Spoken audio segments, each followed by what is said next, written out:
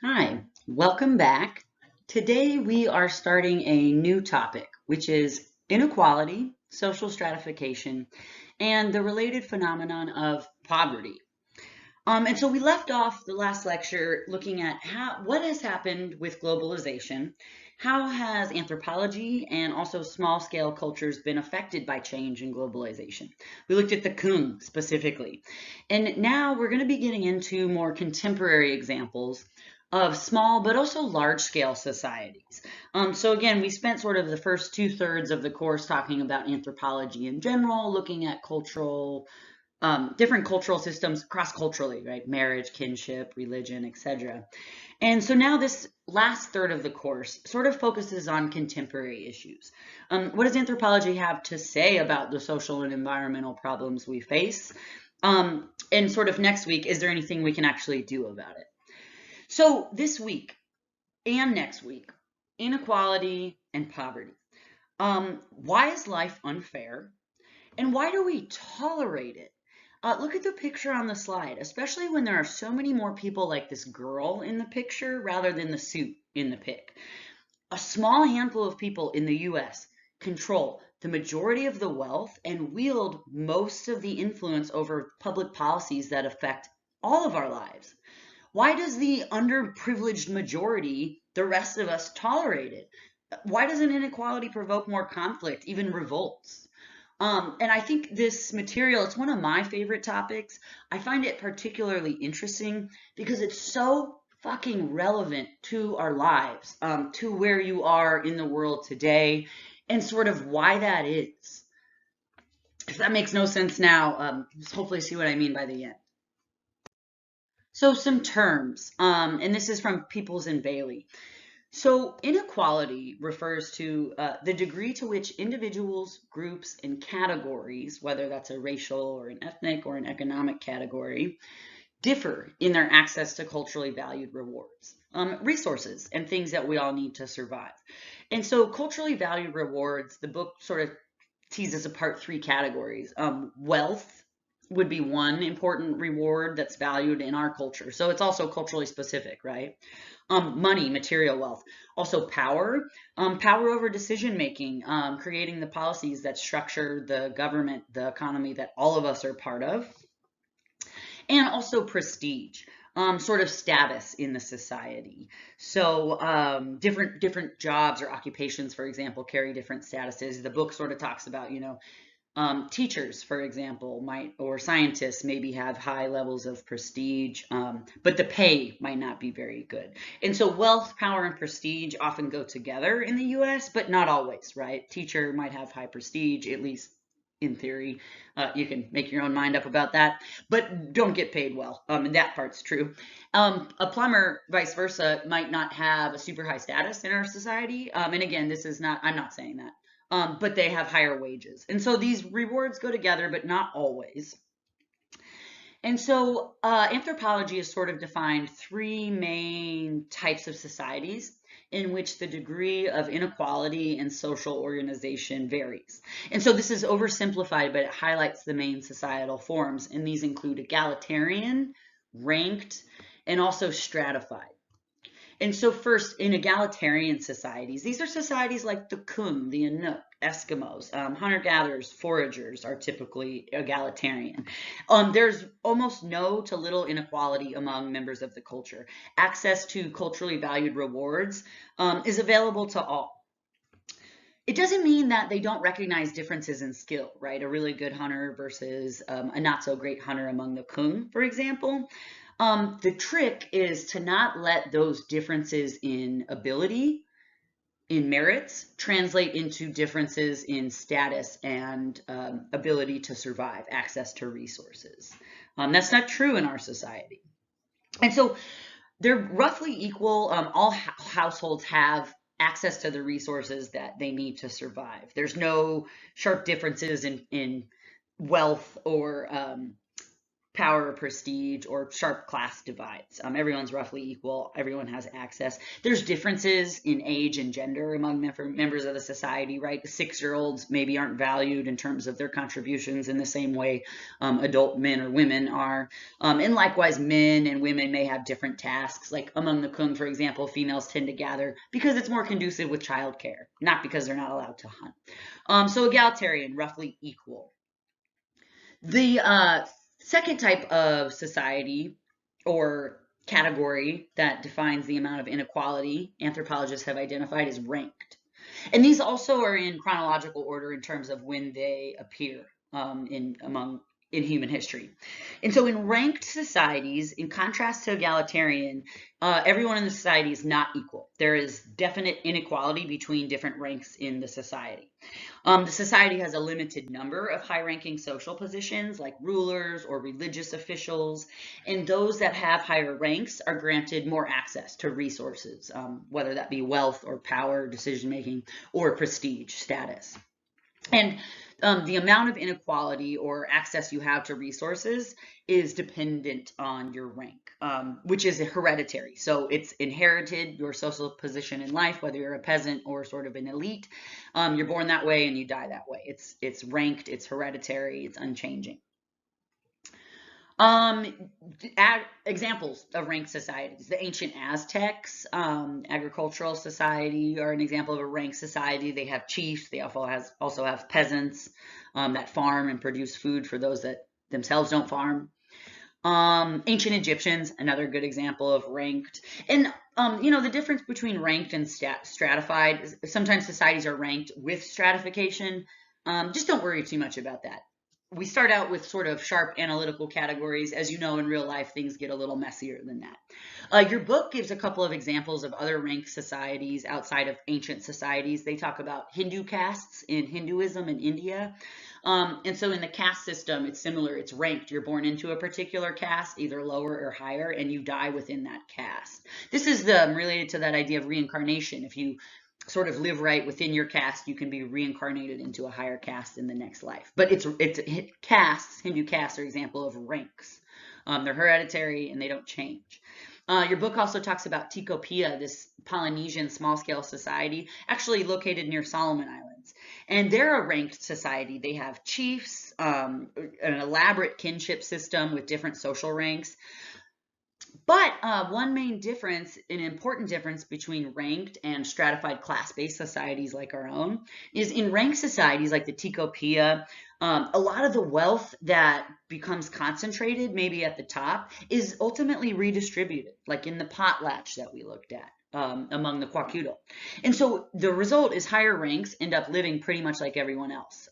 They might have more power over decision making and more prestige because they're the chief or the leader, but they don't really have more wealth or more stuff than everyone else. That gets redistributed so that everyone kind of lives the same, but the leaders do have more power over decision making. And it's kind of, okay, yeah, I'll just leave it there.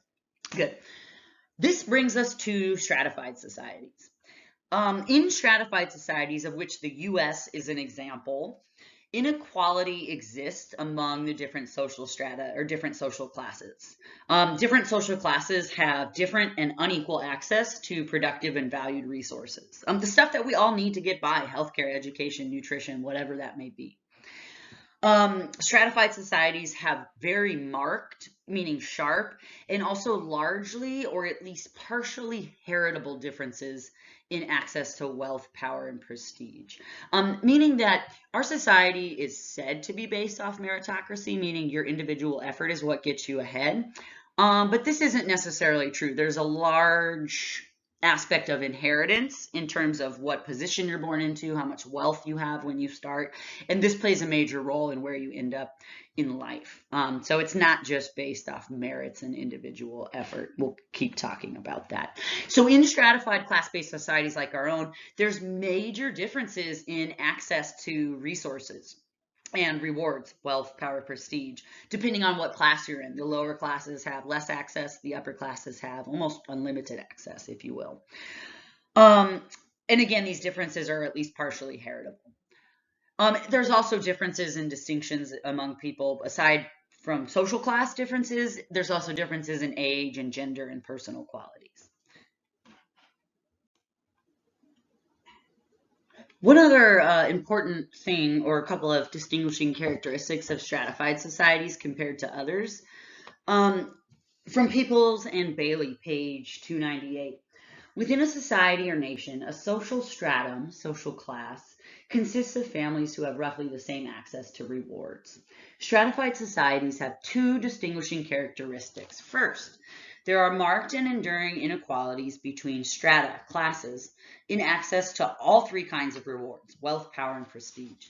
The inequality may last through generations because the positions that bring rewards are themselves hereditary, or because being born into a certain stratum gives individuals better or worse opportunities. Birth into a certain class affects whether a person has a head start in life, thus enhancing his or her competitiveness relative to others. We don't all start at the same starting point. And second, in terms of stratified societies, another defining characteristic is inequalities are based primarily on unequal access to productive resources, such as the land and tools people need to make their living or the education and training needed to succeed. It's accessible to some of us, the owners of production or those with means. It's not accessible to others. And that affects where you end up in life. In stratified societies, a minority of people control access to the resources other people need to survive at culturally acceptable levels. Page 298 from Peoples and Bailey, from the chapter you read for today. They also sort of talk about this idea of social mobility in stratified societies. It's this idea that you can move theoretically in between social classes based off your own effort. Another interesting thing is sort of just different things brought out through the reading about stratified societies, class-based societies. Classes, economic classes, like take the lower or the middle class, don't really come together and unite along similar economic interests. In the same way that a clan or a lineage or a race or an ethnic group might unite along common interests, classes don't do this, even though economic classes, especially all of us on the bottom, below the top 1 or 10%, have so much more in common along economic lines than we ever sort of realize. Many people don't even believe they have anything in common with the class they belong to. Some don't even know what class they might belong to. For example, 4/5, 80% of Americans think they belong to the middle class. That's statistically not possible. This is important. How convenient is it for the minority of people in the upper classes that all of those people below them in the middle and lower classes don't unite along class lines? If they did unite along common economic interests, we'd have a powerful grassroots force to sort of defend our interests against those of the elites. And another tool of the elite is to keep people, and you can see Donald Trump does this all the time, to keep people from uniting along similar economic interests, say all of the classes below the 1%. Keep them divided along threats, perceived or real, of ethnicity, race, immigration, other external threats, again, real or perceived, meaning created, not actually real. Keep people divided along all these other lines that create differences among them, and they'll never come together as an economic class. How convenient for those in power that really represent a very small minority.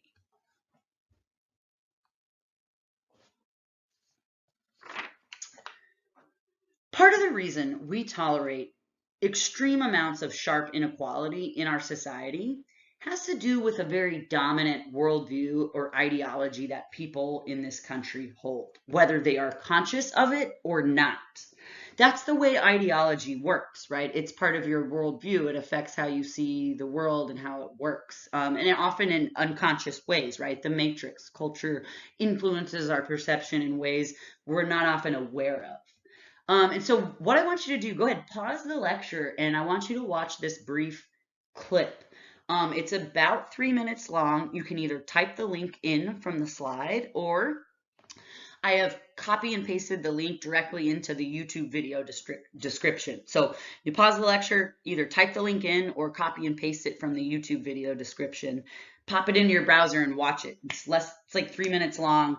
And keep in mind, why am I showing you this, given what we just talked about? What is the point of this? So go ahead, pause lecture, watch the clip, and then come back and join me.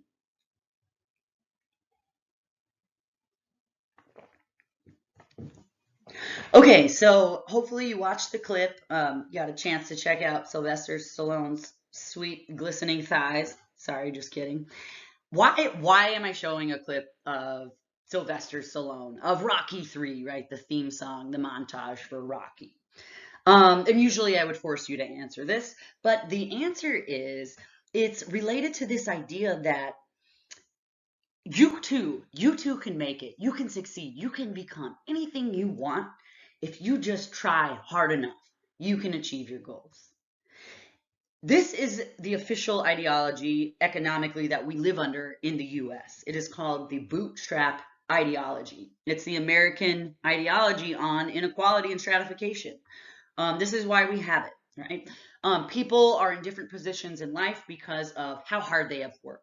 And if you want to make it, you can too. You just need to pull yourself up by your bootstraps, work hard, and you can do it too. This is literally the official ideology and mindset that we operate in the United States under. This bootstrap ideology, this official understanding that we live under some sort of system of equality and meritocracy. Merits meaning your own individual abilities. So it is drive and ability and your individual talents that get you ahead. It's about how hard you try. Everyone's equal under this ideology. It's up to the individual and how motivated they are, how hard they work, that will determine their success and place in life. It's individual merit that gets you ahead.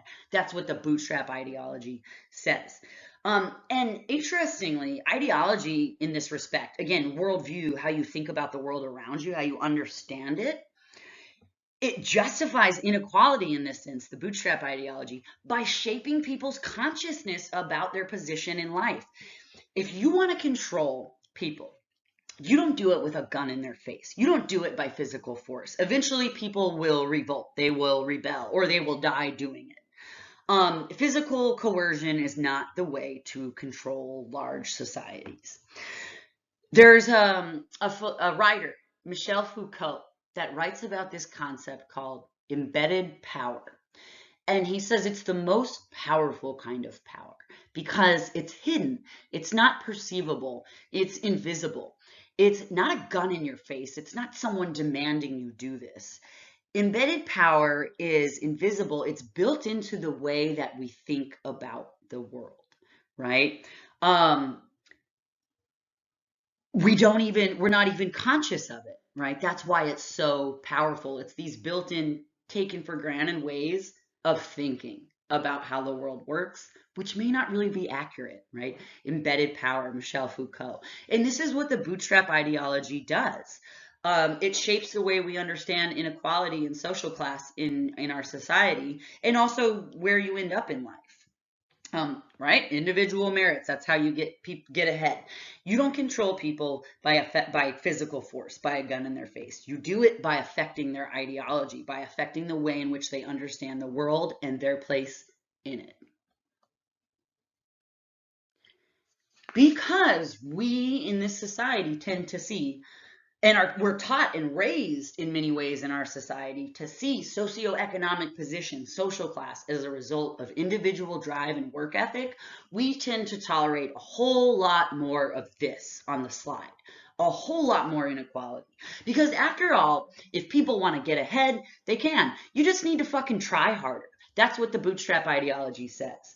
And this notion that everyone can gain the wealth and power and prestige of the elites, it causes people to try and improve their own lot in life rather than rebel against an otherwise seemingly absurd system in which so many people seem to make it to the top.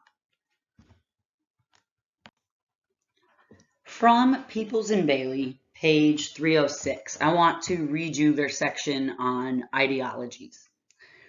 We address this question by noting yet another reason coercive force alone is seldom solely responsible for maintaining inequality. A single rebellion can have many causes, but a persistent pattern of rebellion is caused mainly by the lower stratus perception that they are exploited or not receiving their fair share of rewards. Seeking out and eliminating rebels does little to change the reasons people rebel.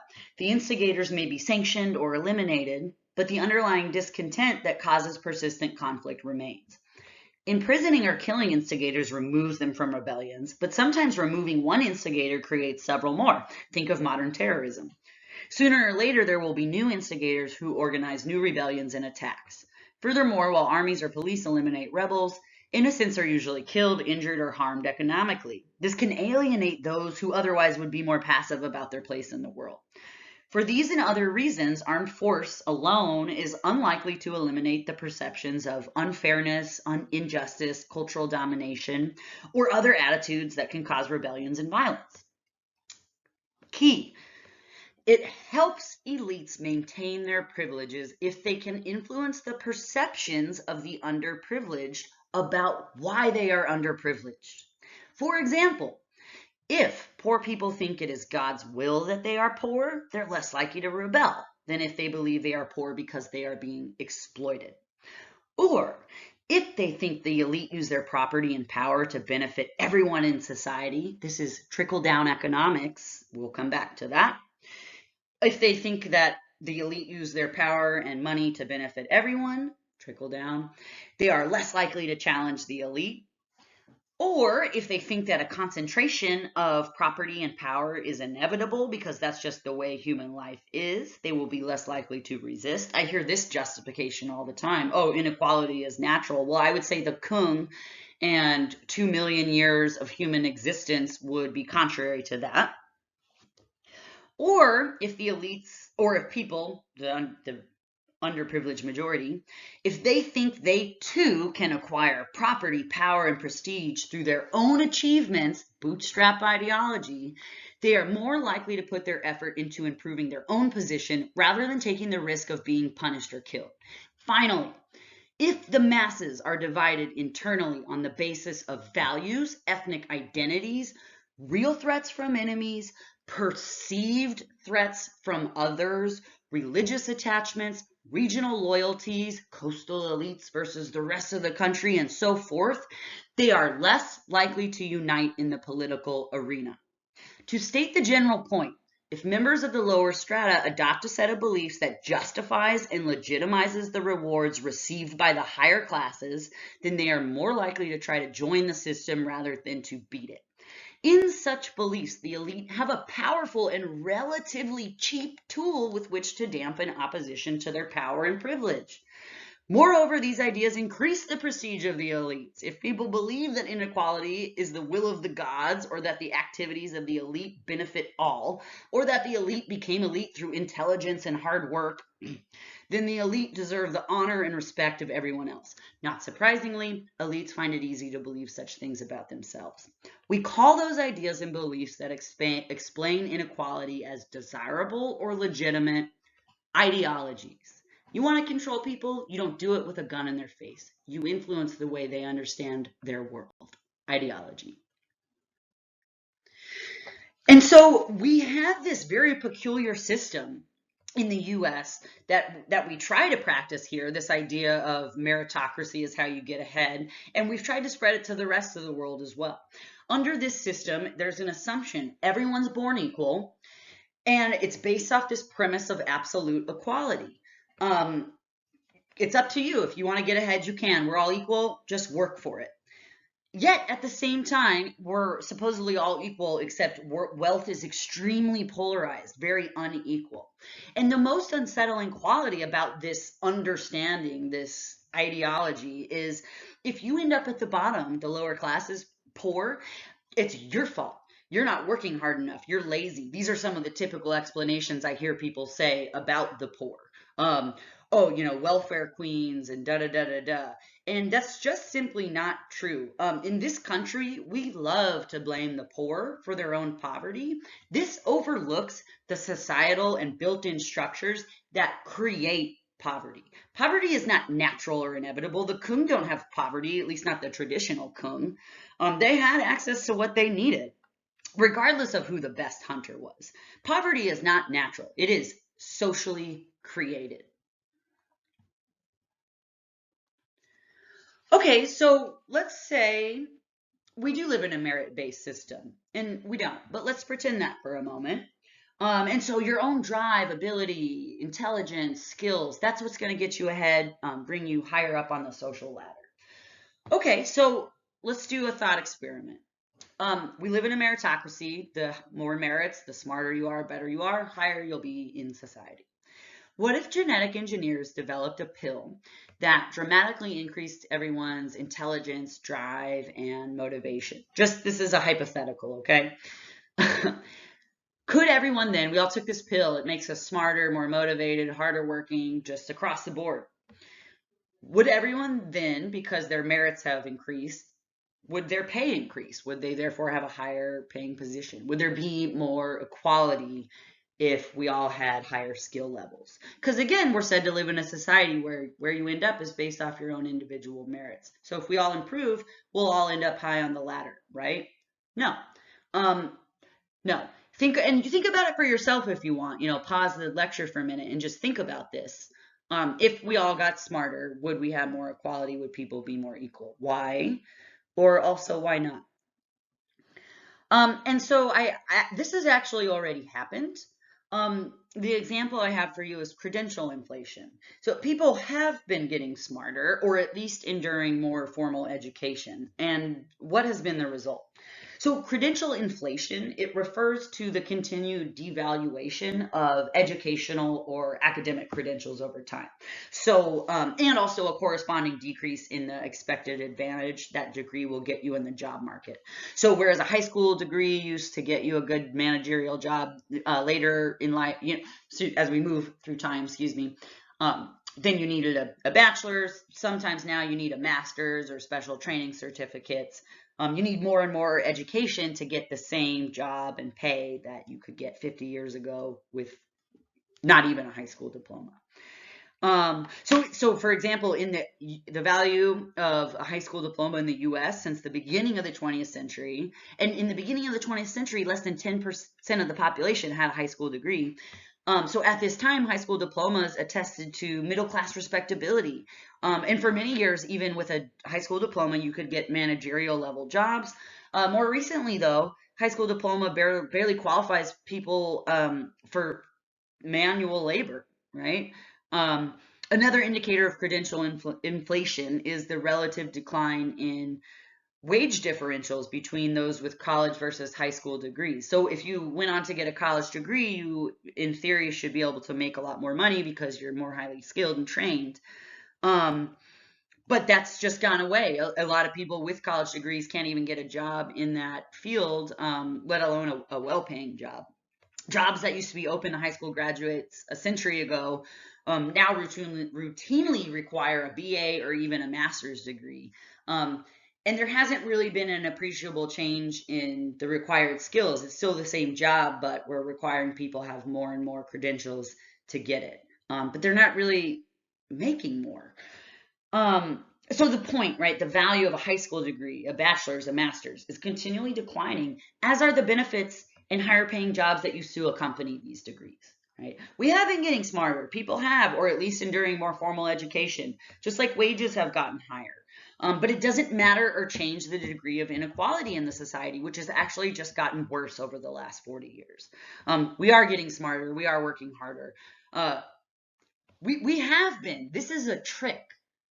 People will tolerate inequality because we live under the ideology that you can change this if you just work hard enough.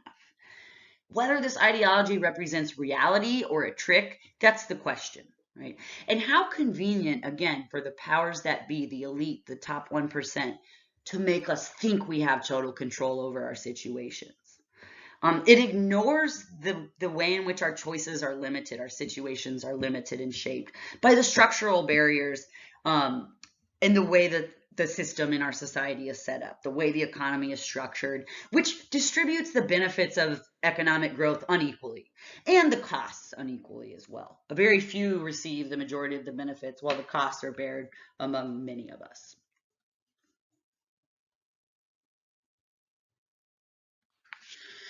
In the past and also present, there's been various ways to offset socioeconomic inequality so that everyone in the society could have a certain minimum standard of living.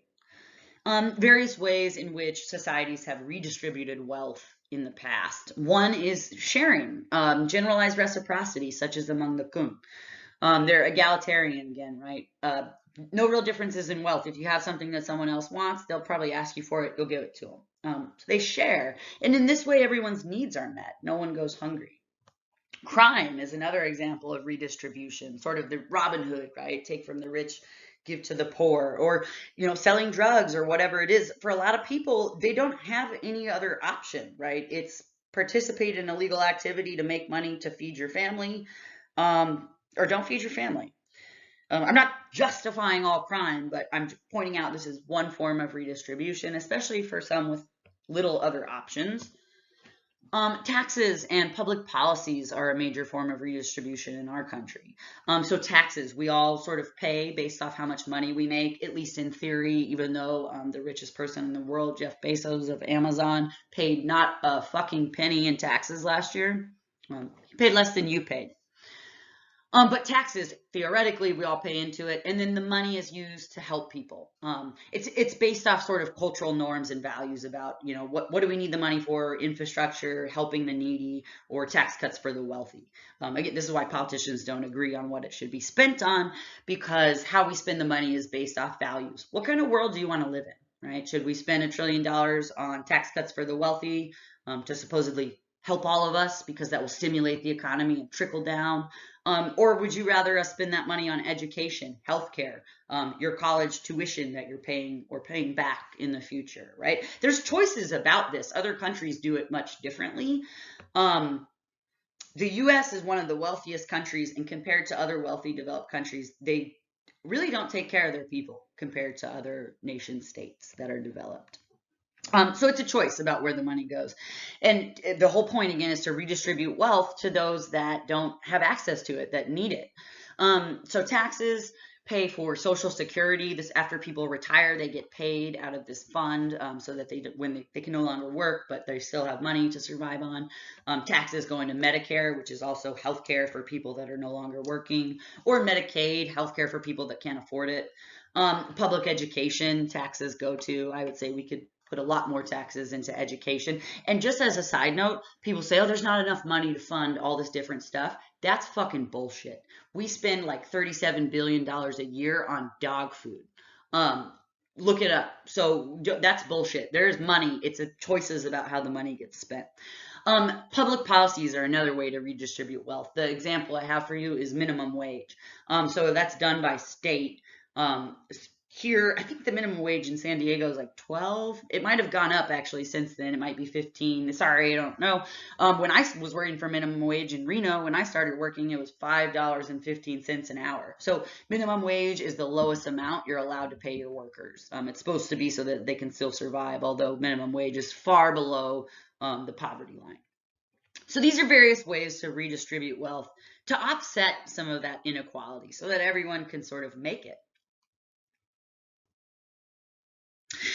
The tendency of most civilizations, large-scale complex societies like ancient Egypt, Rome, the Aztecs, is for social stratification to increase. Once the process is underway, the tendency is for it to continue increasing rather than for it to decrease.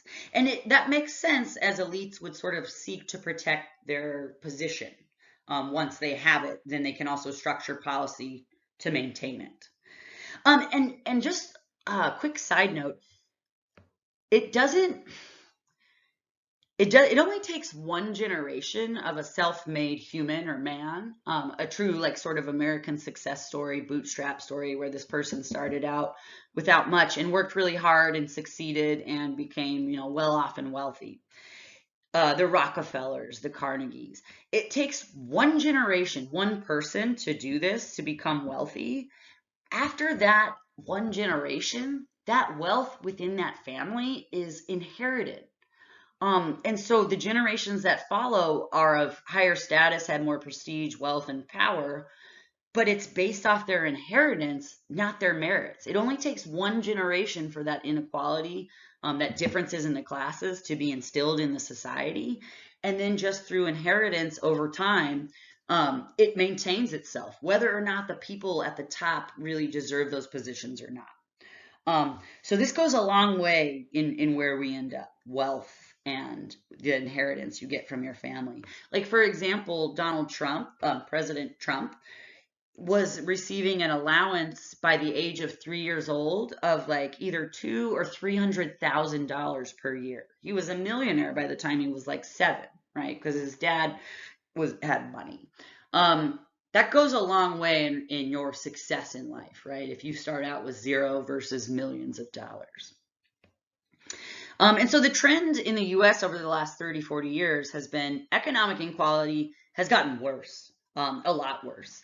And the relative benefits of a growing economy, our economy globally and regionally has grown immensely. The benefits of that growth have not been distributed equally. The rich have gotten richer, the poor have gotten poorer, because all the increased profits from economic growth are being concentrated at the top. They never seem to trickle down, if you will. So there's two sort of explanations that we'll talk about for why inequality exists. And people don't agree on why it exists. And these two explanations also sort of highlight the two sides of the political aisle in our country, the right and the left. One reason people fight over taxes, again, is how should the money be spent? Some people, particularly the right, tend to blame the poor for their own poverty, and they don't think tax dollars should go to helping people with social programs, education, nutrition, healthcare. It's those people's fault that they don't have the money for that stuff. The other side tends to fall on the left, would say this discounts the broader structural built-in ways that the system isn't fair, that disenfranchises some people while benefiting others immensely. And so the debate, two different sides to this debate, right? Does inequality benefit society as a whole? That's sort of one argument. Or mainly members of the elite class? That's the other argument. Does inequality serve a purpose for all of us? Is it functional for the whole society? Or again, does it just mainly benefit the elite? So another key ideology that justifies inequality in our country is, and I've already alluded to it, is trickle-down theory. This is the justification behind tax cuts for the wealthy. To be specific, $2 trillion in tax cuts for the ultra-wealthy 1% last year. And the idea is, this is akin to a bonus, a pay bonus. A tax cut is money in your pocket. Wouldn't you like to not pay taxes? Yeah. The idea behind this trickle-down economics, also called Reaganomics, is give the money to the wealthy and they will invest in society through creating businesses or innovating new technologies. And this benefits all of us because it creates jobs that we can then work for these people and make money and feed ourselves, creates new technologies and entertainment and other media that we all get to enjoy. Sort of Adam Smith laissez-faire economics, right? Let people compete on the open market and seek their own profit, self-interest. And it would be led as if by an invisible hand, is what Adam Smith said, so that this private vice will result in public virtue. It will end up in resulting for benefits for the whole society. Again, so give them the money, give them our tax dollars, and they'll create a business that therefore creates jobs that we can work at. That is the justification behind trickle-down economics, Reaganomics, and giving money to the ultra-wealthy. I would add 40 years of failed trickle-down economic policies shows there's zero empirical support for this actually working. It continues to be used to justify completely unregulated capitalism. And again, on the right side of the political spectrum. Another term for trickle-down economics is horse and sparrow theory. And the way it goes is give all the oats, all the seed, all the grain to the horse, the rich, the 1%. Don't feed it to the sparrows, the rest of us, the masses. Give it all to the horse. The horse will have more seed than it could ever possibly eat, and it won't be able to digest it all, and it will thus shit out some of the seed, and through that, the sparrows too shall eat. Feed it all to the horse can't possibly digest it all, it will shit it out, and the sparrows can eat that. Trickle down economics. horse and sparrow theory. And so trickle down is this idea that inequality benefits society as a whole. Again, the people at the top will use that money to innovate and invest, and this is going to benefit us all through jobs and innovations. And so this argument that stratification inequality benefits society as a whole rather than just the elite, this is known as the functional model or functional explanation for inequality. It's related to trickle down. And I'm going to give you two explanations for inequality. The first is the functional model or explanation. This holds inequality is a necessary evil to maintain the smooth functioning of society. Basically, what these folks argue is that people that work harder, that contribute more to society through longer hours, being more intelligent, more skilled, whatever, they should earn more money. They should be rewarded differentially for that. And so stratification inequality is a good thing because it's functional because it rewards those that work hardest and contribute most to society's well-being. And that's good for all of us, right? We need these people, these innovators and these leaders to do that. So inequality and getting higher rewards for doing more work is good. It incentivizes people to work hard, which is good for all of society because the people that work hard will contribute to all of us, again, through companies, jobs, innovations. Okay, there's several problems with the functional model. And hopefully you've already sort of thought of a few of them. Your book does a great job discussing it as well. Is this how inequality actually works out on the ground? Is it actually functional? It serves as an incentive to motivate those that are willing to work hard for the rest of us, and that will help all of us. Okay, and there's sort of several critiques of this. First, it's reasonable. I think most of us would agree it's reasonable that rewards, how much money you make or how much status you get, that should be proportional to personal qualities like effort and skill. Sure, yeah, you work harder, you should make more money. I don't think anyone disagrees with that, right?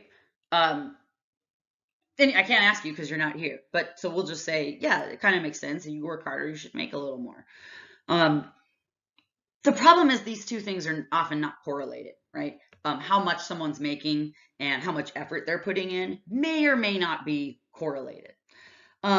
So for example, you have moms that work incredibly difficult, especially right now during COVID. They're like teachers, nurses, moms, employees, they're everything right now. Also, nurses, teachers, all these people that contribute immensely to society, they're considered essential workers right now during COVID. But most of them subsist on like minimum wage or no money at all or pretty low pay compared to, CEOs or some other sort of prestigious role, even though these people are absolutely integral to our society. So yeah, it's reasonable that rewards should be proportionate to personal merits, how hard you work, but the two often aren't correlated. Some people work really hard, they don't get paid a lot, like me, and other people, right, don't work very hard at all, and they're fucking rich. Another thing is how much higher should the rewards be? How much inequality is the right amount to incentivize and motivate people? So being the top CEO or president of a company, I don't want to fucking do that. I don't want to be president. That sounds stressful as fuck. I like teaching. Also stressful, but I like it. I don't want to be CEO or president. It's work. It's stressful. It's a whole new bag of shit. And so they're often compensated quite handsomely, right? They make more money than other people that work for the company because of the larger responsibility they carry.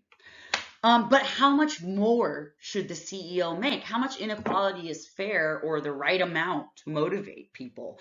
And so Peoples and Bailey talk about the average CEO makes in one day what it takes the average worker of their company. And the average worker of their company means all the way from the lowest position, like the janitor, up to the second highest position right below the CEO. Average out the salary of everyone in that company. And it takes the average worker of that company 273 days to make what the CEO makes in one day. What the average worker of that company, all the way from the janitor to the vice president, makes on average, it takes them about a year to make what the CEO makes in one day. Is the CEO working on any given day 273 times harder than the rest of the workers, right? How much inequality is enough to motivate people? What's fair? Another example, and this came out in 2018, look into it if you're interested.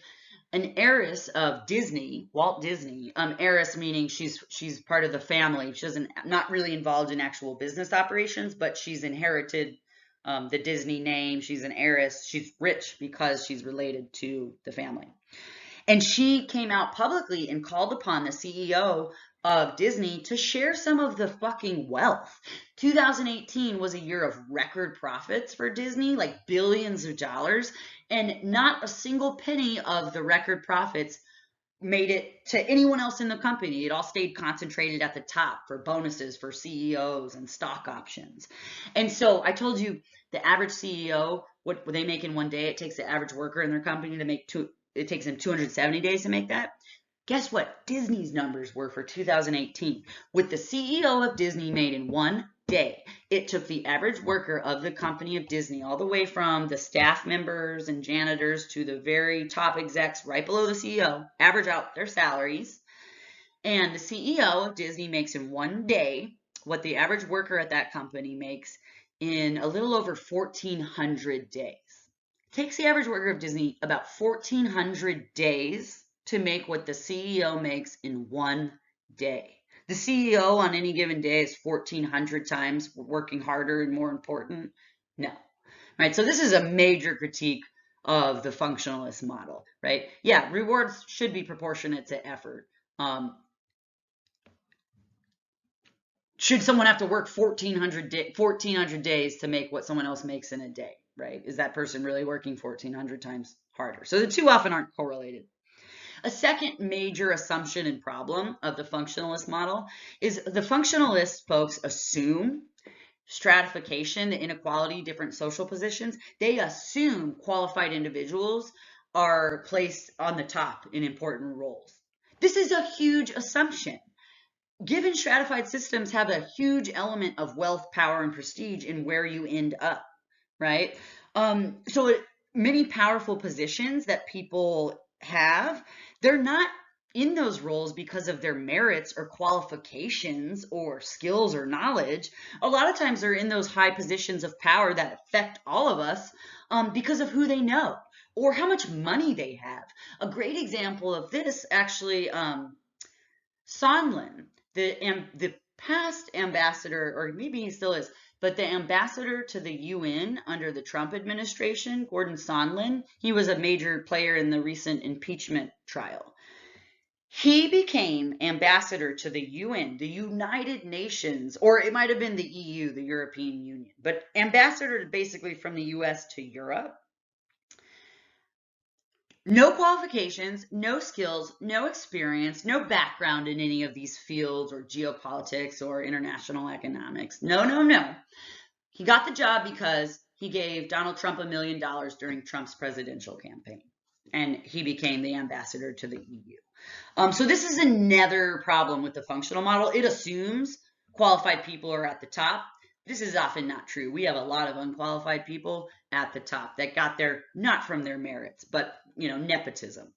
And a third major critique of the functionalist model is we don't all start at the same starting point. We don't compete on an even playing field. So even if we all try hard and pull ourselves up from our bootstraps, we don't all start at the same point. The distance to the finish line is not the same. If you versus Bill Gates' kid or Trump's kid, applies for a loan or a land grant, who's got more money, more connections, more social status, more power? These things matter. Our system is not just based on merits. So this is a really big problem with the functionalist model. The second model or explanation for inequality is the conflict model. They would agree with the objections I just raised to the functionalist model, these critiques, namely that, right, the functionalist model assumes that people are paid for the work they do, but this is often not correlated. They might make a ton and not really do anything. It assumes important people are placed at the top. Also a major assumption, a lot of these people are not qualified where they have been placed. And it assumes that we're all equal, and we're not born equal. We're not born with the same opportunities in life. So the conflict model would agree with these objections to the functionalist explanation, and they would take things further. The conflict model would say, not only is inequality unnecessary, it's created, and it's immoral. The conflict model says hierarchy, inequality, stratification, these different social classes that come with differential access. Hierarchy exists because one group of individuals seeks to take advantage of another group, exploit them through labor or by taking their resources or whatever it is. The conflict model sees high degrees of inequality as unjust and even immoral, and also robbing society of the benefits of all this untapped talent that lies undeveloped in those lower on the socioeconomic ladder, right? That don't get a chance to do this or that. And so conflict model would say high levels of inequality. Inequality does not function to benefit society as a whole. It functions mainly to benefit the elite. And inequality is also the cause of most of our social unrest and other conflicts in human societies. It causes so much unnecessary suffering for so many just because they don't have access to the basic resources they need to survive. And it's not because we don't have enough resources. It is about how those resources are distributed, who has access to them, which unfortunately in stratified societies is related to the social class that you inhabit. One sort of critique of the conflict model, and you probably have an idea which one I sort of tend to agree with. One critique of the conflict model is people would say the conflict model downplays the importance of the role of elites in our society, of our leaders and whatnot. Sure, maybe. Okay, so industrialization has exacerbated economic inequality. Starting with the Industrial Revolution, circa 1750, inequality got a lot worse, and it's a specific result of certain things that happen. So specialization, division of labor, specialization of occupations generates lots of wealth through increased efficiency in capitalism and factory production, because each person sort of does this job, screws on this bolt, puts ketchup on this bun. And so you have mass production along a factory line. It's very efficient, this division of labor. The division of labor, screwing on a bolt, putting ketchup on this bun, doing the same job over and over again all day long that really takes no thought or skill, has also resulted in tons of human misery for the people that are stuck in these jobs, these repetitive, dehumanizing jobs. So how does specialization, division of labor, during the Industrial Revolution generate wealth and productivity? Okay, so the Industrial Revolution is we start using fossil fuels.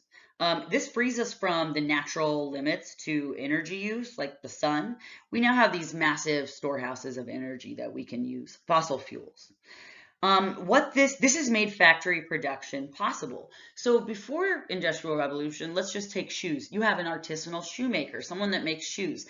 They make every part of that shoe, the sole, the tongue, the lace. They clamp on the little parts that the laces go through. They nail on the sole of the shoe or the boot. They do all the different parts. They're artisanal. They make the whole fucking shoe. With division of labor and industrial specialization, you no longer need a shoemaker. Keep in mind, someone that can make a whole shoe that knows how to do all these different little jobs probably gets paid pretty well, right? It's a quality product. It takes skill, knowledge, time, effort. With industrial revolution and specialization, you don't need a shoemaker anymore, right? You have a factory production line and you have tons of cheap labor. Because poverty via globalization has created a supply of cheap labor as people all over the world have been marginalized and disenfranchised from their environments and had no other choice. And so you screw in this bolt, you nail this nail in, you put ketchup on this. It's one job, it's repetitive, but also makes workers replaceable. So you do one thing, it's not skilled, anyone can do it. And if you don't want to work for this low exploitative wage, that's fine. I'll fire you and I'll hire someone else because so many people need a job. I can find cheap labor anywhere. I don't need you particularly here. You want to work? Fine. Bye. Go make no money. And so this specialization, these specialized jobs in factory production, it makes workers totally replaceable. And therefore exploitable. If you don't want to work for this low wage, fine, fuck off. I'll hire someone else and I'll exploit them.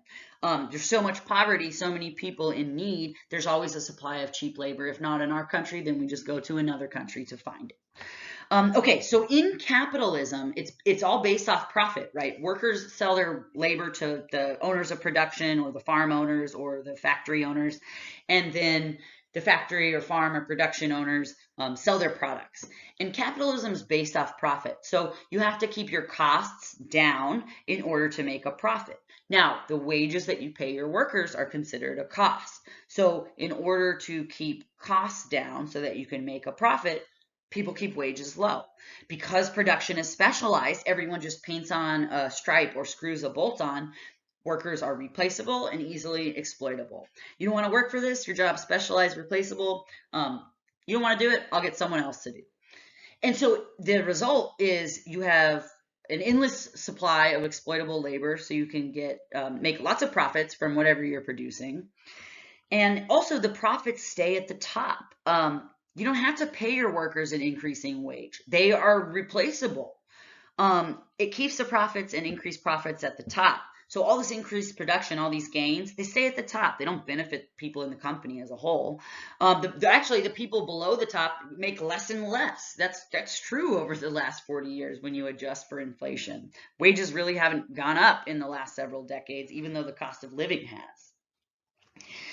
And so what I'm talking, this way in which workers are exploited and paid low wages, if anyone, this is one argument for why regulation is needed over economic matters, to prevent some of these abuses and excesses and social and environmental wrongs, essentially. If anyone has ever heard of a book by Upton Sinclair called The Jungle, it was written in the early 1900s, and it was about the meatpacking industry in the US at this time. And at the time, it was disgusting and extremely dangerous.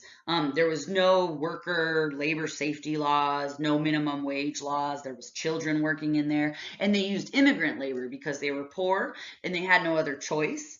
And if they didn't want to do the job for 6 cents a day, there is a flood of other poor immigrants that could be hired and they could be replaced. So they have this cheap labor immigrant population that they exploit. And in The Jungle, Upton Sinclair talks about people get their hands and fingers chopped off, and that goes right into the meat. People's skin on their hands would literally be rotting off with the infection from working with the meat and the bacteria all day, so that their fingernails would like liquefy and peel off. And so actually Upton Sinclair's Jungle, it raised awareness about worker abuses. And the result was the meatpacking industry ultimately started getting regulated. It became one of the worst jobs to one of the best jobs. For a while, this has changed. It's gone back to the way it was because it's been deregulated again.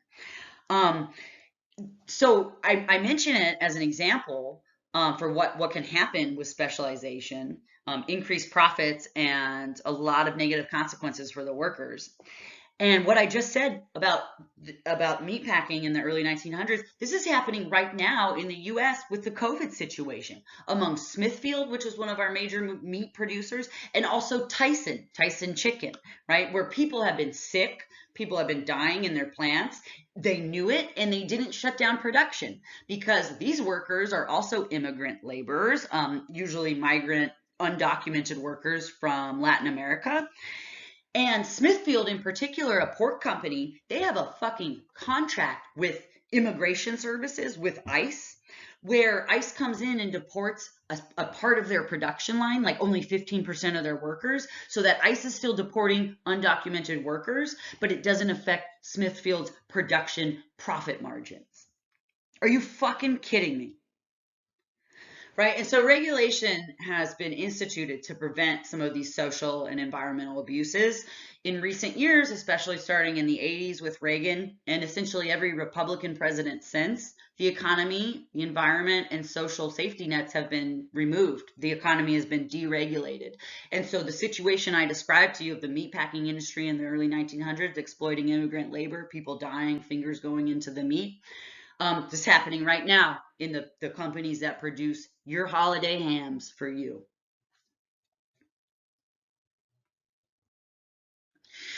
Is there a middle way? Where is the narrow path between equality and inequality? So on the one hand, this idea of universal equality, which some people tried to achieve through communism and or dictatorship, which in a communist country, it is by nature a dictatorship. Where's the path between universal equality, communism, which has not worked for reasons I'll touch on, and universal inequality, which has been the result of unregulated global capitalism, where people are allowed to seek their own profits with no rules or regulations in terms of how that affects other people or places. Um, where's the middle way, a third way?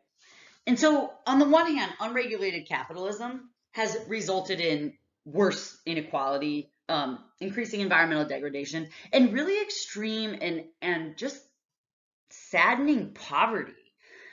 So the market economy it's profit driven, right? Um, and social and environmental protections like minimum wage, like safe working conditions, like not using child labor, like not polluting your environments or dumping your effluent waste into the nearby river. These are all costs to the business.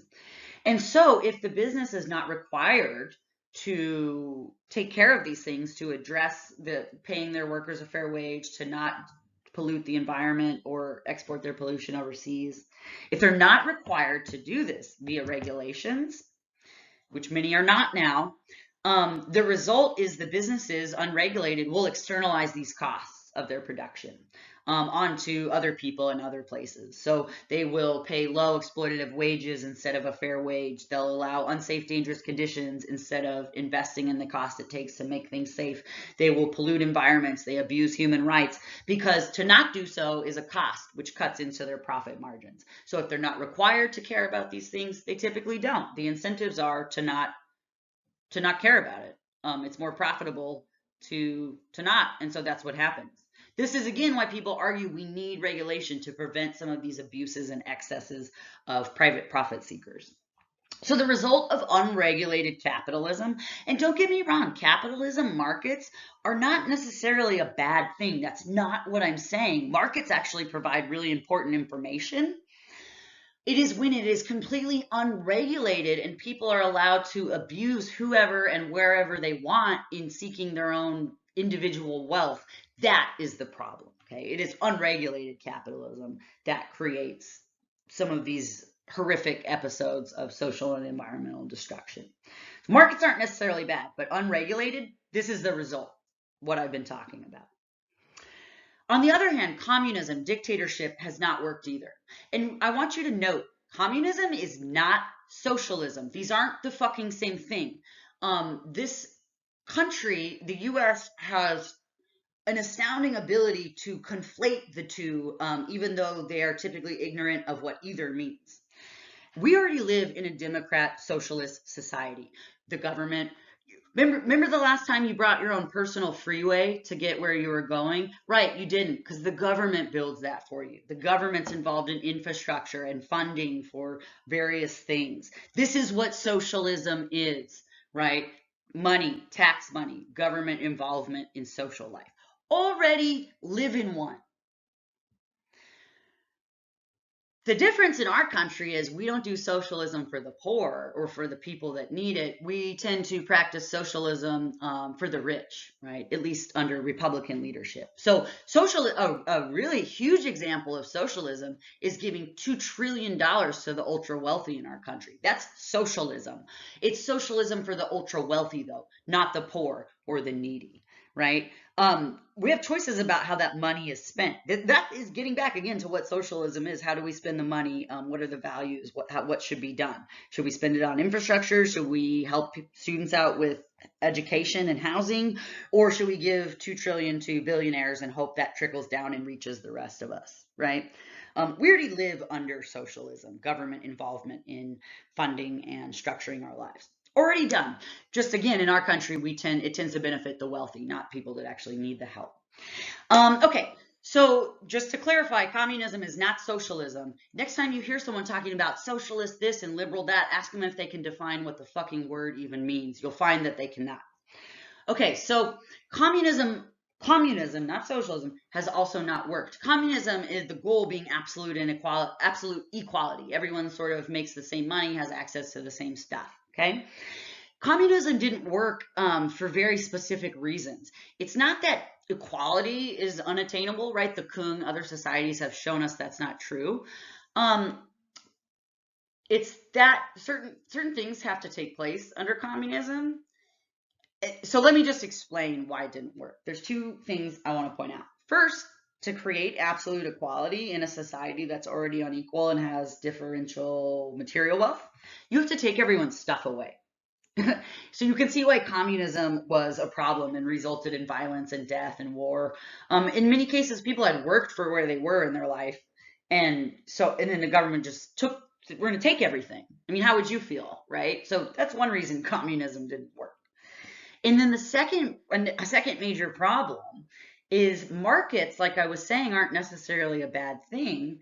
Again, it's when they're unregulated that we can get into some of the problems I mentioned. Markets actually provide really important information in terms of the economy, what people need and what people are willing to pay for, and what they should be what they should be doing for work. So markets tell you, right, through demand, what do people want? Are they buying apples or raisins or sheep or books or whatever? But people are either buying it or not, right? There's either demand or not, and the market will tell you that. So you therefore know what to make. If you're making stuff that no one wants, you can't sell it, right? So you have to know what people actually want. And also markets tell you what people are willing to pay. So will people pay, $1 for an apple or will they pay 20? And the market can tell you that, right? So that tells you what to price things at. And so the government didn't know what to make.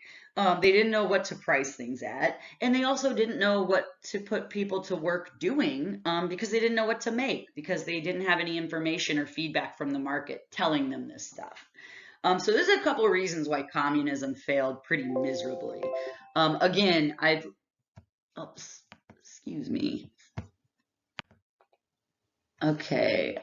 Sorry, my computer almost turned off. So as I was saying, pretty specific reasons why communism didn't work out. And again, it's not the same as socialism. We already live in a socialist country. It's just we practice socialism and welfare for the rich, not the people that actually need help. So is there a middle ground between communism, which has not worked at all, right? This goal towards equality, which has been disastrous, and between universal inequality, which has been the result of unregulated capitalism? It hasn't worked out for so many people. The US actually struck this balance really well from about 1942, sort of depression, post-depression era, until about 1980. So if you look at the graph, that's 1917 to 2007, and the vertical axis is share of total income going to the top 10%. So prior to 42, you can see almost around 40–50% of the wealth was going to the top 10%. And this occurs again after the 80s. I mean, today we're at, I think, about 1/10% of our population owns 60% of the wealth in the US. 1/10%, 0.08% of our people own 60% of our wealth in our country. Wow. And so but we did strike this balance quite well, more equality from about 1942 to 1980. The reason for this has to do with economics. Basically, post World War II, there was social policies that were put in place because of the Depression, because of the war, to help people with things like housing and money. And so wealth became more equally distributed among the society because of policies that structured it and created that.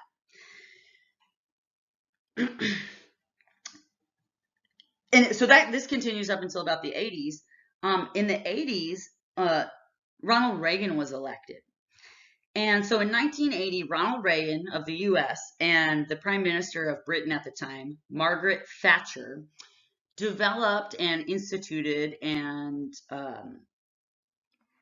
imported something called structural adjustment programs all over developing countries. And the result of these structural adjustment programs, which was essentially what happened is, in short, we're going to talk about this next week, but SAP, structural adjustment programs, are part of neoliberal economic policy, Reaganomics. The whole idea is open up the market and let everyone compete freely, unregulated on the market. Reaganomics, neoliberal economic policy. I would also refer to it as neocolonialism, and you'll see why as we continue next week. And so the structural adjustment programs, in short, I'll just tell you real quick, and we'll talk more next week.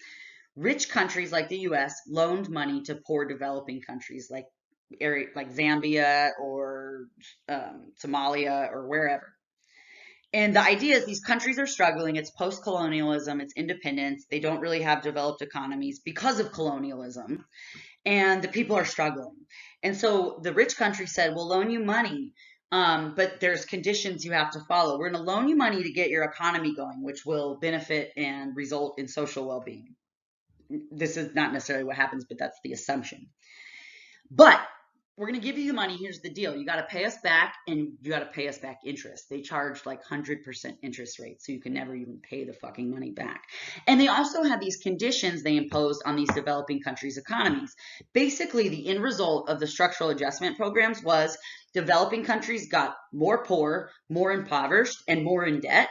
And the developed countries that were helping them got richer. And the question sort of becomes, were the policies designed and instituted by Reagan and Margaret Thatcher of Britain actually designed to help these countries or to make us more wealthy, right? And the result, by 2007, again, over 50% of the wealth is going to the top 10% because of the deregulation of the global market economy, which benefited the already rich and impoverished the already poor. Again, Reagan and Thatcher. This is why people hail Ronald Reagan as this great economic person. This is where all that wealth comes from, through making the rest of the world extremely impoverished. A related phenomenon to inequality is poverty. And so about 40% of the world population, that's nearly 3 billion people, lives on less than $2 a day. Can you imagine getting by on less than $2 a day? I'm talking housing, everything, right? Food, health. This is a slight improvement since the 1990s, when about half, 50% of the world population lived on less than $2 a day. This is the same idea here, just sort of showing you a breakdown of poverty globally. Almost half the world, over 3 billion people, live on less than $2.50 a day. You can see, if I can do this. You can see here, right, over 3 billion. Oh, you can't see that very well. Let me try this. Live on less than $2.50, and look at this. Over 5 billion people, and we have something like 7.8 billion now, at this time less than 7 billion, over 5 billion of them living on less than $10 a day. Wow. 80% of the world living on less than $10 a day. So there's two kinds of poverty: absolute and relative poverty.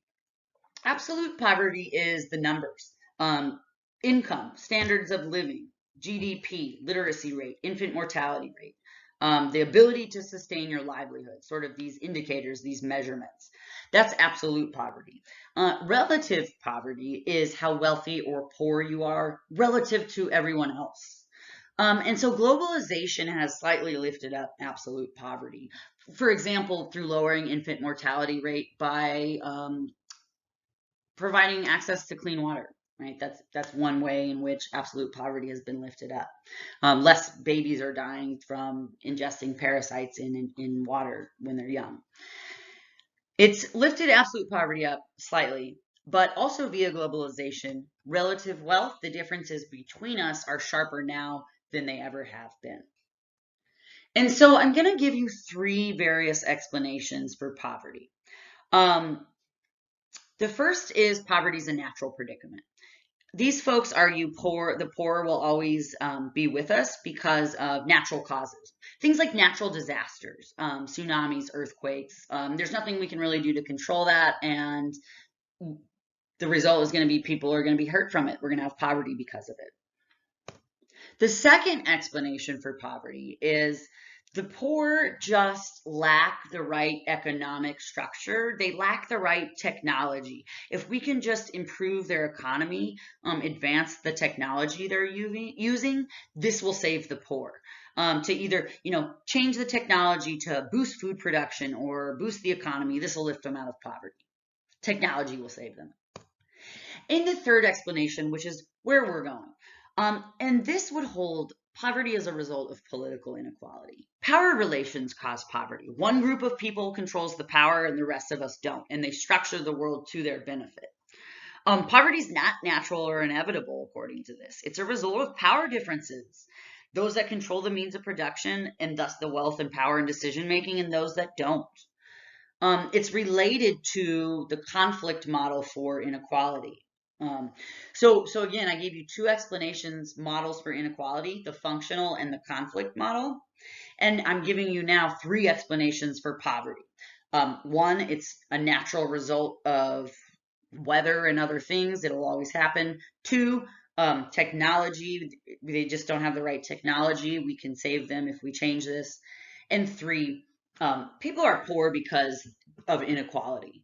And so it's the political inequality explanation for poverty is related to the conflict model of inequality, but they're different. Both are saying the reason we have inequality and poverty is due to the fact that a small group of people control and structure the economy that we're all part of. And the benefits of that are not equally distributed. And so we're going to kind of look at each explanation briefly, critique them, and then I'm going to set you up for where we're headed next week. So first, this idea of poverty being a natural predicament. A result of natural or environmental causes, and therefore it can't really be avoided or controlled. And so we're going to look at a case study of the Ethiopian famine of 1984 to 85. Famine, by definition, is large-scale hunger, starvation, and death. And so during this Ethiopian famine, nearly 1 million people died of starvation and another 8 million were affected.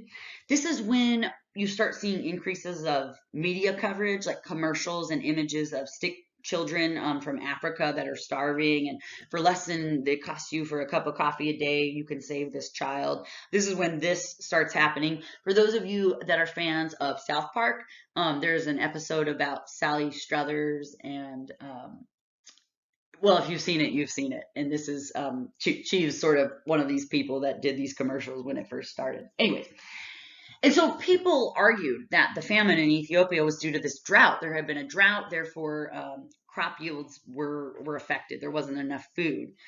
So the starvation, the famine caused by the drought, it's a result of a natural disaster. The problem with this is, and the reason there's quotes around natural, is natural disasters are often conceived of simply as results of these extreme geophysical events like hurricanes, fires, earthquakes, tsunamis, droughts. This isn't true. These events are called natural hazards.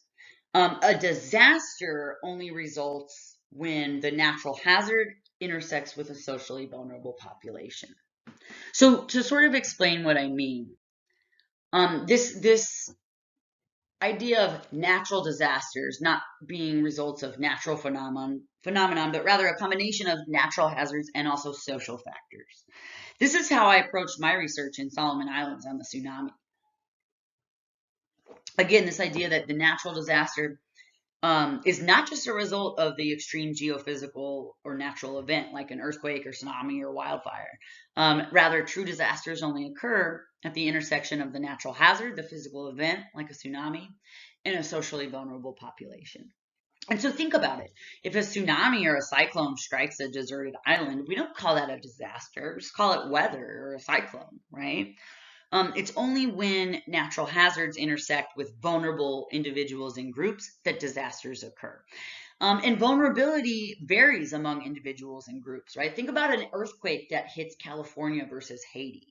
The ability to recover, the building codes that even affect how severe the impact is, having a savings account, having a government program like FEMA for emergency response, all these things differ between California and Haiti, and it creates differential impact and ability to recover because of the different vulnerability. Another example, think about like if a hurricane hits Puerto Rico versus Texas, right?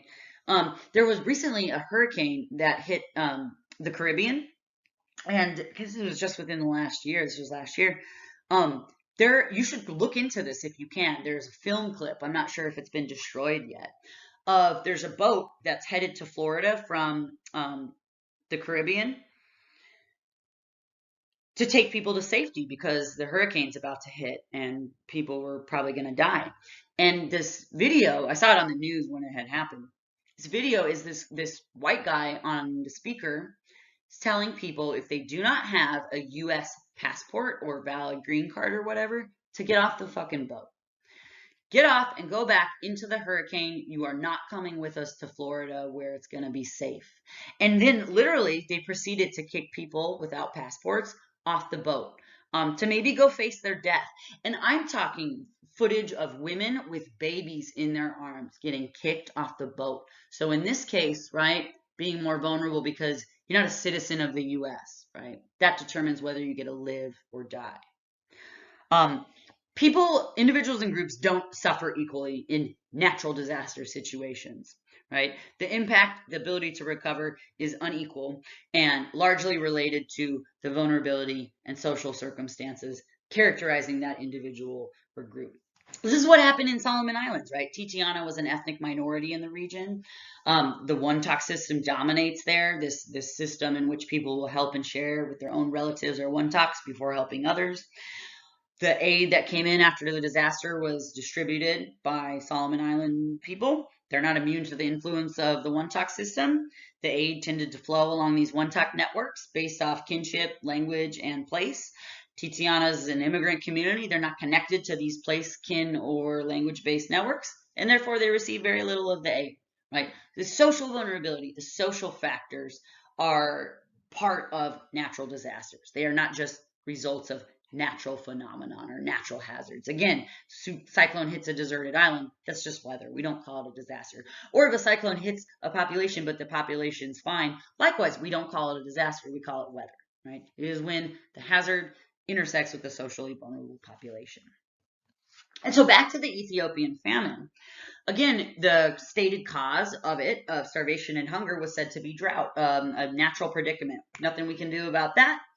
In reality, the capital of Ethiopia at the time had surpluses of grain, extra food sitting in storehouses while people in the countryside starved. Europe at the time, which sometimes provided aid to Ethiopia, also had bumper harvests of grain. There was food, it didn't get to the people that needed it. And so natural disasters, they tend to have social causes, a social side. They are not a result of just extreme geophysical events, right? And the drought that was said to be the cause of the famine and starvation, the drought started after the famine. Just one other sort of example, since we're talking about it, this concept and this critique of disasters as natural, this applies to the COVID situation as well. There's tons of articles and stories in the news right now about this. And if you're interested, I've saved some, I'll send them to you guys. COVID is affecting individuals and groups unequally because of social vulnerability.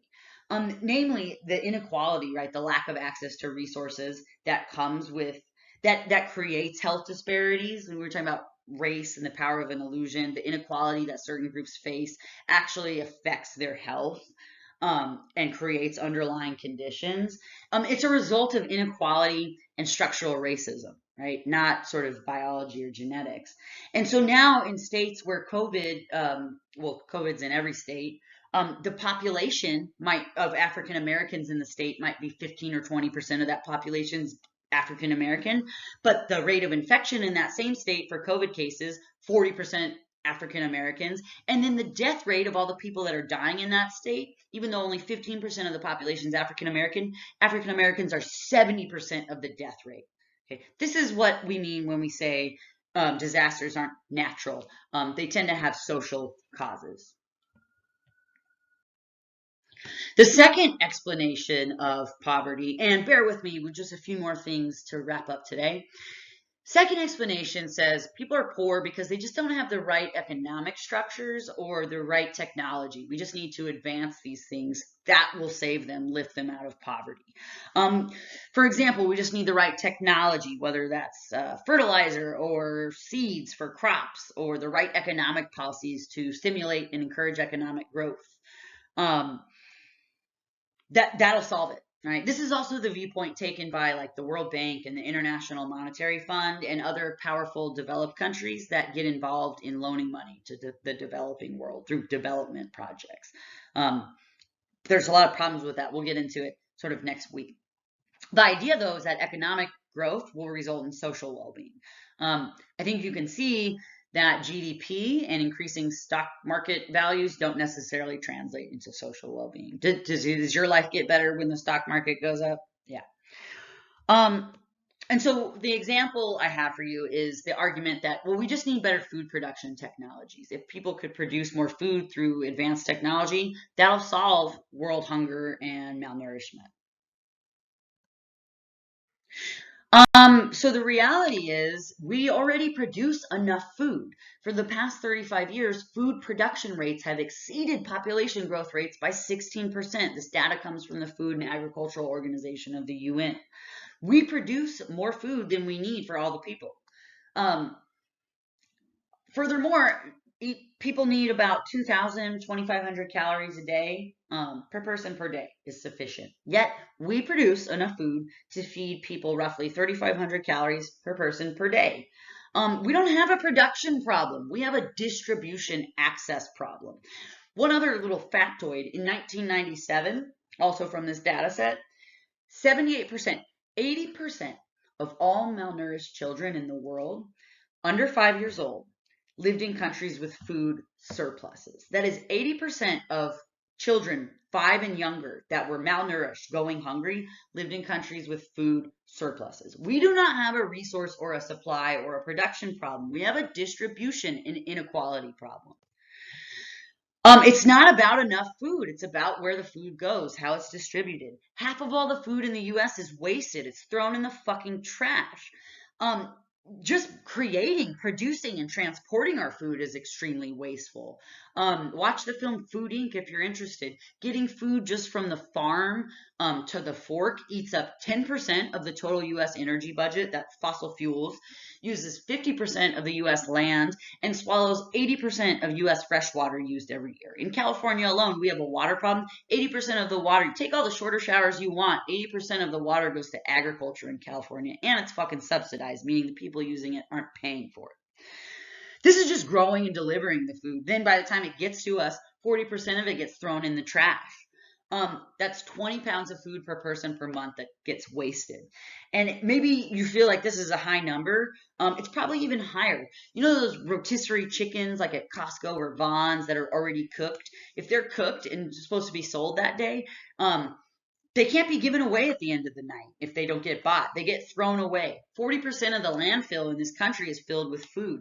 I went to a talk last semester about food waste. There was a company in San Diego trying to deal with food waste, resolve it, get good food to people that actually need to eat it, hungry people. And they were working with this chicken wing restaurant. The name shall remain unsaid, but it's a very popular one. You can probably figure it out if you want. And it's a chicken wing restaurant, and they have these measurements. To the chicken wing has to be like 2 inches long, an inch and a quarter wide, and they have little measurement tools. And if the chicken wing doesn't fit these parameters, because people come to these restaurants to get the wings, they're well known for their wings. If the chicken doesn't fit the parameters, it goes in this bucket. And at the end of the day, there's hundreds of pounds of chicken in that bucket that didn't fit the right measurements. And do you know where it goes? It goes in the trash. Hundreds of pounds of perfectly good chicken goes in the trash. This restaurant has hundreds of locations all over the country. Hundreds of pounds per restaurant go in the trash each day because the chicken didn't look like the commodity that the restaurant is selling. They're not selling food, they're selling commodities. Chicken wings, not chicken. And if it doesn't look like what the consumer thinks it should, it gets tossed in the trash. We don't have a production problem. We have a distribution and an access problem. Just one more example, those food labels that say, goodbye or best buy on your products at the store. Do you know what those sell by and use by or best buy things actually mean? It doesn't mean that the food has gone bad. It means the producer no longer guarantees the product, right? They don't want you to sue them because it doesn't taste as good as it would have a year ago, right? It doesn't mean the food's bad. Better food production is not the problem. That will not solve poverty. We have enough food. People can't get access to it. And this brings us to the third explanation for poverty, which is it's a result of political inequality. Who controls what, right? A small handful of people control the majority of the wealth and the public and economic policies that structure the world we all live in, right? Again, this explanation for inequality, for poverty, is related to the conflict model for hierarchy, for inequality. It's this idea that who controls what? There's unequal access to resources. Poverty, famine, starvation, inequality. They're not just results of natural causes like droughts or backwards unadvanced technology. When famines occur, poorer groups are more vulnerable, right? When there's a hurricane in the Caribbean, poorer groups or people without a US passport are more vulnerable, regardless of if they have a baby in their arms or not. Famine might be precipitated by a drought. It might be exacerbated by these ecological changes. Starvation has a social and a political cause, especially when there's food in the country sitting in storehouses. And so poverty is sort of a syndrome in the sense that the poor become powerless to really change the system that they're stuck in. They kind of become victims of the global economic system. They're marginalized. They don't wield any power over the policies that affect them. They can't change the way the system's set up because they don't have the power. Another guy named Robert Chambers calls it the ratchet effect. And what that's about is, and you're going to read about it next week, people get locked in to poverty. Say you have a bad harvest one year, so you got to borrow a little bit of money, but the money's not free; it's high interest. Well, next year come around, harvest still isn't great, and you also got to pay that loan back, and so you're even a little bit more shorter. Maybe you sell off a little bit of land to make ends meet, and each year you become locked further and further into this situation with less and less of a way to sort of get out of it. This ratchet effect, like a ratchet tool, that the wrench, whereas you tighten it down, it locks itself in place. At each ratchet, it can't be loosened.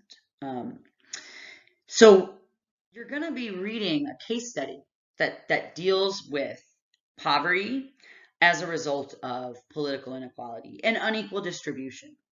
It's this piece by Hartman and Boyce called Needless Hunger, Voices from a Bangladesh Village. And it's an older case study written in, I think, 78. But examples of this still all around us today. And so you don't need to read this until next week. It won't be on the quiz for this week. Needless Hunger is about Bangladesh. It's about this village specifically there called Katni. Now, Bangladesh is the size of Montana or so. It's not very big, but it's densely populated, over 150 million people. And it's also a really poor country. The average annual income is about $513 per capita. So they're basically subsistence based. Your livelihood depends on your land and what you can grow from it. And so the question is, and what you should keep in mind as you read it, is why is it a poor country? It's a paradox because Bangladesh has extremely fertile land, high rainfall, great soil. You could grow enough food to feed the people living there and probably produce food for export to sell for profit. So many people argue it's a poor country. They don't have enough food or resources, and there's too many people, not enough land. That's not true. Again, it's a paradox. Fertile land, yet impoverished, hungry people. And so again, as you read, why is it a poor country?